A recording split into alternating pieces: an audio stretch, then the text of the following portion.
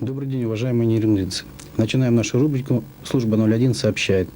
С 1 по 16 мая в городе Нерюнге и районе произошло 10 пожаров. Основными причинами явились это детская шалость с огнем, нарушение правил пожарной безопасности при эксплуатации электронагревательных приборов и неосторожное обращение с огнем. Так, по этим причинам только 1 мая произошло 3 пожара.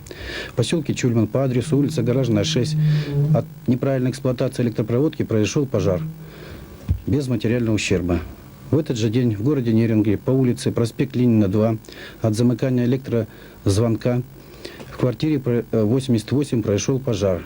К сожалению, жильцов не было дома и нанесен материальный ущерб в размере 10 тысяч рублей. В этот же день, 1 мая, в поселке Пионерном при неосторожном обращении с огнем произошел пожар в столярном цехе РЕМСУ КП Якутугля. Прибывшими пожарными подразделениями пожар был ликвидирован без большого материального ущерба. 3 мая в поселке Пионерном в районе РСУ в частном гараже от оставленного электронагревательного прибора произошел пожар.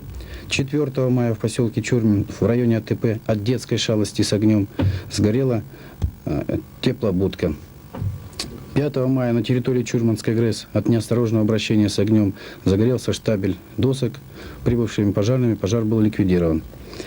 6 мая в поселке Пионерном по улице Юбилейная от детской шалости с огнем произошел пожар в частном гараже. Вовремя вызванные пожарные ликвидировали пожар. 7 мая в поселке Беркакит в общежитии средней школы 7 в жилой комнате произошел пожар. На месте пожара был обнаружен труп гражданки Барановой. Причины пожара и смерти гражданки, выясняются, ведется следствие. Как видно из моих сообщений, пожары в Нерюнге все-таки происходят по нашей с вами причине. На этом наша информация заканчивается. До следующей встречи.